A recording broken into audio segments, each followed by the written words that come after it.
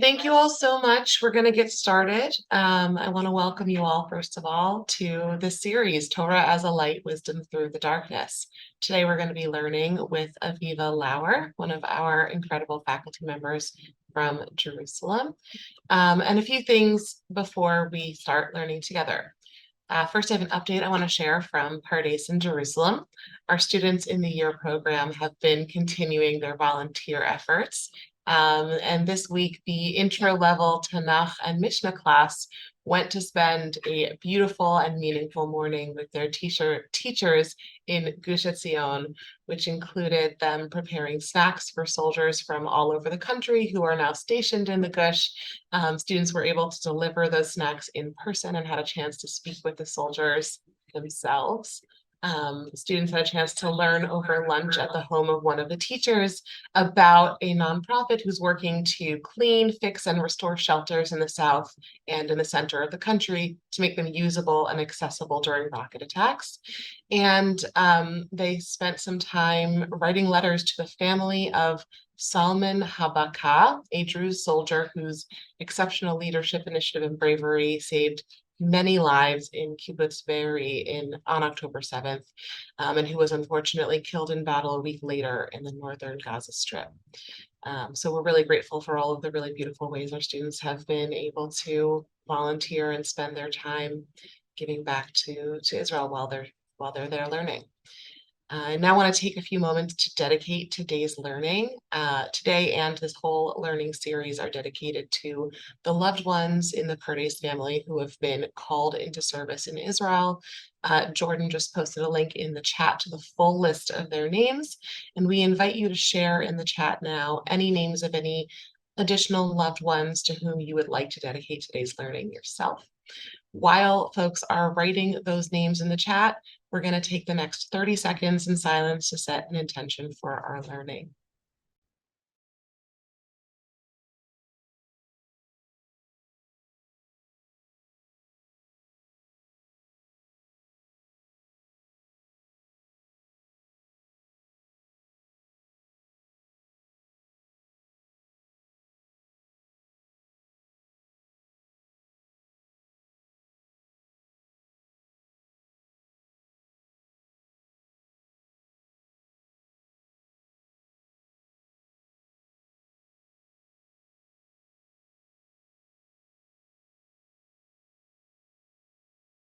Thank you all so much. I'm now going to turn it over to Aviva. We're going to share the source sheet for our learning today on the screen, as well as provide a link in the chat with Jordan just posted. So Aviva, take it away. Haley, thank you so much. I want to thank all my North American colleagues for putting together this amazing series. I just really appreciate being able to be part of it.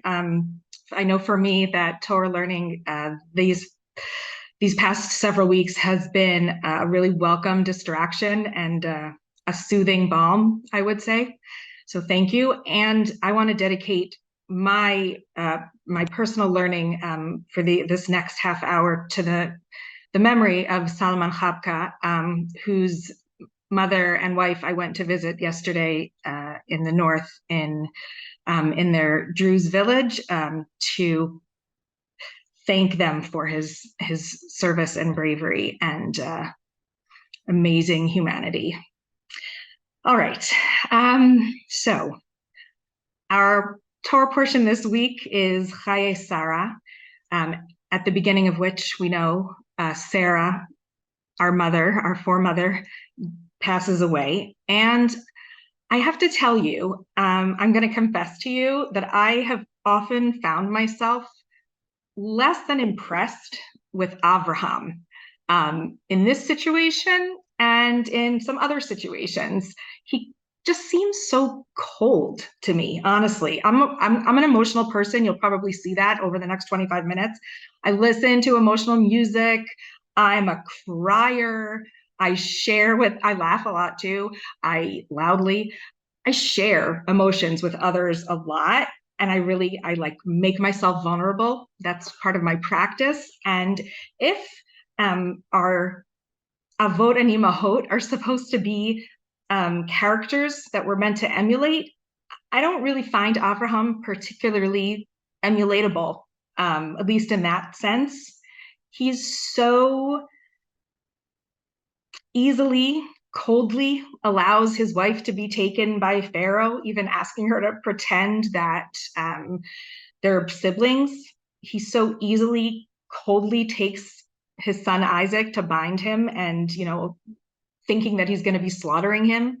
And he even kind of easily, coldly gets up and goes, leaving his father's house without a word. And so I'm like I said, I'm kind of unimpressed here too.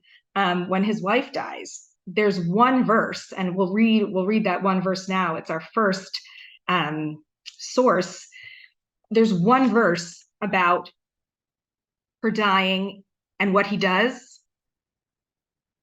Vatamot Sarah b'Kiryat Arba hi Hebron be'eretz Canaan. Sarah died in Kiryat Arba, now Hebron in the land of Canaan.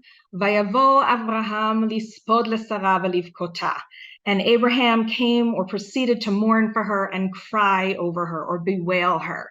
There's one verse, and then there are 18 verses that I don't have on our sheet, but you can go into the Tanakh and see that there are 18 verses that talk about his business negotiations with Ephron, the Hittite, to buy the field and the cave of Machpelah. So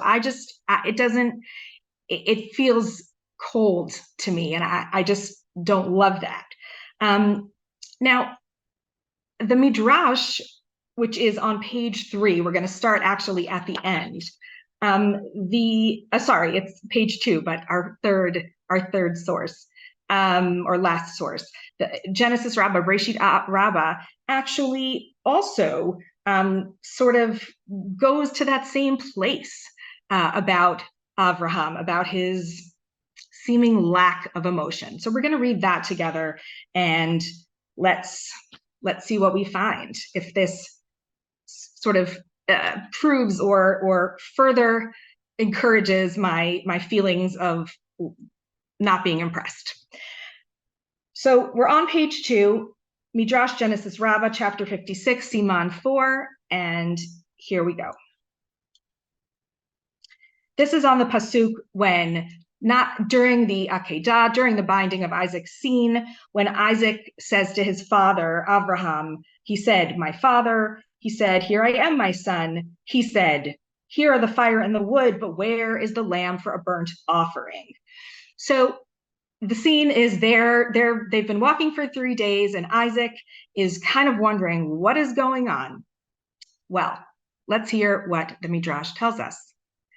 Balo Samael Etzel Avinu Avraham. So Samael, who is Satan essentially, or the angel of death, comes to our patriarch Abraham. Amar le, Saba Saba, ovadet libecha, ben shenitan lecha lemea shana, ata holech leshachato. Old man, have you lost your heart? I mean, you might even translate it, have you lost your mind? But really, your heart? You're going to slaughter the son who was given to you at the age of 100 years old? Now, remember, this is Satan. He is trying to get at Avraham. He's trying to poke at him. What is Avraham's answer? Amar lo almanat ken. Avraham very calmly says to him, yeah, it's for this that I'm going.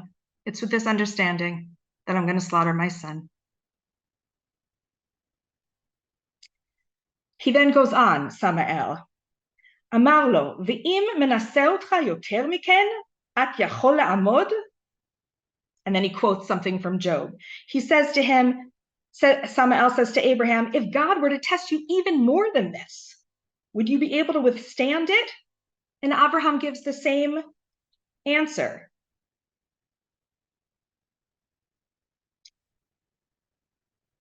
He says to him again, Samael then, Omer lecha shofech dam at chayav sheshafachta damo al bincha, amar lo al menat ken. He says to him, wait a second, I'm going to turn everything around. And if God says to you tomorrow, you are a murderer, you are a shedder of blood because you shed the blood of your son. So let's say that happens tomorrow. Are you still, knowing that, are you still willing to do it? Are you still willing to slaughter, to bind your son? And he answers, al menat ken. Yeah, that's what I'm going to do. It is with this understanding that I'm going to do this. So Samael sees that Abraham is strong, is immune to his pushing. And so since he is immune to his pushing, since he sees he's not going to get a rise out of Abraham at all, what does Samael do? Balo etzel Yitzchak. He goes to Isaac and he says, let me see what I can do with this kid. Let me try to poke at him. Amarlo, he says to him, Bira de alufta, son of a despondent woman. Holechu leshachtecha. He's going to slaughter you. Do you see what's happening? Do you see what is happening, Isaac? Well, Isaac also answers, Almanat ken. Yeah, I know this might be the situation, but this is what we're going for. He seems calm like his father as well. But then Samael tries something else. Imken, kol otan הפרגזיות שעשת עמך לישמעאל שנאי דביתה ירותה, ואתה אינך מכניס בליבך. He says, well, if you die, all the nice clothes that your mother made for you are going to go to Ishmael instead, to your brother, the one who is hated in her household. And that doesn't bother you? You don't take that to heart? Well, the narrator of the Midrash then tells us something about that bothers Isaac. And there's a saying that they put in here, Kad lo te'ol mila te'ul palga, meaning, if a word doesn't enter completely, it enters halfway. What has happened? Samael has succeeded in getting at Isaac just a little bit. And it goes on and on. And what do we find? We find that Isaac is a little bit scared and he speaks to his father, and that's why he says his father's name twice, Avi, Avi, my father, my father. And he hopes that his father is going to have some mercy on him. But no, Abraham says, listen, this is what we're here for. This is what we're here for. And if we jump to the very end of this midrash, we see Vayilchu shnehem yachdav. The two of them go together, continuing on to Har HaMoriah, to the place of the Akedah. Ze la'akod v'ze le'aked. This one to bind and the other one to be bound. Ze lishchot v'ze lishachet. This one to slaughter and this one to be slaughtered. So this midrash, which might be familiar to some of you and might be shocking to some of you, really shows us that Abraham, you could look at it as somebody who is just so dedicated to God that he will not be swayed in any way. Or you could see it as somebody who is just so blinded that he's just going to follow and he's not going to let any emotion get at him. He is not going to allow anything to stop him. And you could see him in a way as cold. And while Isaac seems somewhat terrified, he goes along with his dad. What's the story? Did Abraham really not have a heart? I mean, is he like the Tin Woodman or something? He doesn't seem to have a heart in this situation. He just acts coldly. I want to just parenthetically now go back to the first page of our sources, and you'll see there's another midrash, and that same Samael, that same Satan, he is able to cause Sarah a lot of emotion. He does succeed in poking at her to such a great extent. Well, let's read it. Let's see what happens. This is from Yalkut Shimoni, and it's Vayavo Avraham lispod leSarah. This is about the pasuk that we read at the beginning, where Sarah dies. And that same Samael comes to her. Kisheshav Avraham mehar haMoriah b'shalom. When Abraham returned from Mount Moriah safely, b'shalom, and we know that means that Isaac was not killed, was not sacrificed. Chara apo shel Samael. Samael was really mad. Shera'a shelo alta biyado ta'avat libo levatel korbano shel Avraham. He was so angry because he saw that he had not managed to achieve his heart's desire. I translated it not well enough. Ta'avat libo, his taiva. He really, really wanted to get at Avraham, and he really wanted to cancel Avraham's sacrifice. He wanted Avraham to fail. He was so angry. Me'asa, what did he do?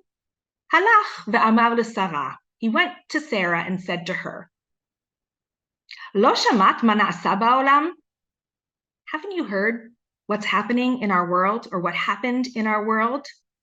He's a little bit like the snake at the Garden of Eden, honestly. Amra le lav. She's like, no, I don't know. What are you talking about? What's happening? Amar la, לקח אברהם את יצחק בנך, ושחטו, והקריבו על עולת מוקדה. Avraham, your husband, took Isaac, your son, and slaughtered him, and sacrificed him on an altar. The assumption here is that she didn't really know what was happening, and she certainly didn't know the true outcome of the episode. So he lies to her in order to get at her. התחילה בוכה ומייללת שלוש בכיות כנגד שלוש תקיעות. She starts wailing and crying like the three tkiot. שלוש יללות כנגד שלוש יבבות. She sobs three sobs, kind of like the three sobs of the shofar. ופרחה נשמתה ומתה. And her soul left her, flew out of her, and she dies. According to this midrash, the reason that she dies is because Samael kills her, and she dies essentially out of sadness, out of grief. In her broken heart over her son, she dies. Now, the reason, as we see at the end of this midrash, that this midrash is brought is to explain Vayavo Avraham. Where did Avraham come from? Where was he coming? In the pasuk it says, Vayavo Avraham lispod leSarah ulivkota. He came, I translated at the top as proceeded, but really it means come, lavo, to come somewhere. He came from somewhere in order to mourn for her, meaning he hadn't been with her when she died, meaning he had been away at Har HaMoriah, not killing their son. But she didn't know that. So while we see Avraham seems just super cold, Sarah is definitely not immune to Samael's provocations. She is the emotional one. Now, in an analysis of that same verse from Genesis chapter 23, verse 2, from our Parsha, Chaye Sarah, we have Shimshon Raphael Hirsch, right, the 19th century Central European scholar who also talks about Vayavo Avraham. And he gives us a very different answer and a very different picture of Avraham, where he was coming from, where he was going to, and how he behaved. So let's read that together, the commentary of Rav Hirsch on this pasuk. Vayavo Avraham, regilim nefarish kan, vayavo Avraham lechevron. So Rav Hirsch says, we usually take it to mean, and Abraham came to Hebron. Hainu, shehu barak ata lechevron, velo haya nocheach b'mitat Sarah. Meaning that he just now came to Hebron, like we said, like the Midrash above says, that he came to Hebron and hadn't been present at his wife's death. Kasher chazar me'ha'akedah, v'higia lebeito, when he returned from the Akedah scene and the episode, and he comes to his house, hu matzah shekvar meta ishto. He found that his wife had already died. So Rav Hirsch says, usually that's what we think vayavo means. However, and we're at the top of page 2 now. Im nitbonen behora'ah ha'ikarit shel bo. If we look at the real original meaning of the root word bet vav aleph, nuchal levater al hanacha zo. We can do away with that whole supposition. We will completely turn things around and understand both the word and Avraham himself totally differently. And here Rav Hirsch comes in to save the day, for me at least, about Avraham. He explains, Ha'ora'ah ha'ikarit shel bohi, the original meaning of the word bo. Lavo mibachutz el habayit is to enter from the outside into the house. Memakom tziburi el cheder prati, from a public place into a private space, into a private room. Lavo means lihitboded, ulihistager, to withdraw, to seclude oneself, to sequester oneself, maybe. Nimtza sheperush psukeinu kachu. And so, he says, as such, we can understand our verse in the following way instead. Avraham perash vehistager betoch beito, lispod lesara oliv kota. When we say Avraham came, what it means is Avraham withdrew and he shut himself in to mourn for Sarah and to weep for her. He doesn't parade his grief in public. He doesn't show his emotions in public, which is what I was mistakenly thinking, right? I was mistakenly thinking that he didn't have emotion. But Rav Hirsch tells us is no, he doesn't show his grief in public, but he has crazy grief. דבר זה מרומז, אולי באות כף זעירה של ולבכותה. You might notice that in the Torah, in the word livkota, to bewail her, to cry over her, the kaf is small. It's in a smaller font. And so Rav Hirsch says it may be that this is hinted at by the small letter kaf in the word livkota, that he maybe makes his grief, he has his grief smaller. It's not smaller, it's just inside, away from other people. Yod'im anu, and this is the kicker. Yod'im anu me hayta Sarah le'Avraham. We know what Sarah meant to Abraham. V'kama amok haya tzarich liot tzaro, and how deep his grief had to have been for her.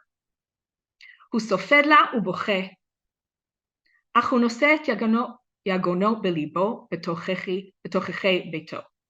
He mourns for her and he weeps over her, but he carries his pain in his heart, in the privacy of his own home.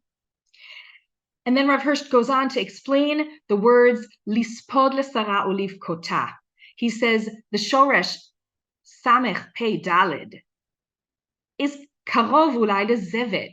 It's kind of similar, maybe it's close to in sound, zayin bet dalid. Uperusho latet la'adam et ma shehisig b'chayav, lehabia et irko. When he came to lispod, it means to express her worth, to talk about how amazing she was and how much she meant to him.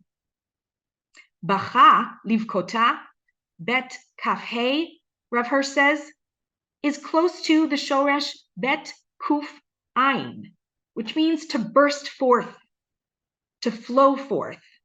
Because when he cried, dma'ot novot mima'amakei halev, tears flow from the depths of one's heart. So what we hear from Rav Hirsch, thankfully, for me, thankfully, is that Avraham is disconsolate. He's broken. He withdraws into himself. He is deeply emotional, and he buries himself in his grief inside his house. We may not see his grief out in the world. He may not shout it out necessarily, but it is right there. It is right there. So what I find here, what I learned to emulate maybe, or what I learned either from Avraham or about Avraham, is that whether we cry under the covers, which is something that happens a lot these days, or out in the world, which is something that happens a lot these days, we are emulating our forefather and our foremother, Avraham and Sarah, who both feel deep pain at the injustice, and they rail at that pain in their own way. Thank you for learning with me today. Thank you, Rabbi Noah. Thank you. Thank you so much, Aviva, for that beautiful, relevant, emotional Torah. We're so grateful to have you and to have your Torah shared with us during this time. Thank you all for joining us today, and continuing. If this is your first time or you've been joining us all along, we're really glad you're here. And I want to share that this was meant to be the last day of this series, but we have decided to extend and continue learning together, continue bringing light into the darkness with Torah. So we hope you'll continue joining us. We'll be meeting back here on Monday at the same time, next Monday, for a shiur with Gila Fine, entitled "The Day the World Turned Dark." So we really hope to see you then. I'm going to be sharing now a link to a survey. If you've joined us before, you've seen this, and hopefully filled it out before. But this is a survey that we are asking folks to fill out so we can learn from you how we can best support you during this time, and also to gather some information on ways in which you might want to support others in your community, and in the Pardesniks community in general. So we dropped it in the chat. It'll go out again in the follow-up email. And again, thank you so much, Aviva. And thank you to all of you. I'm wishing you an early Shabbat Shalom.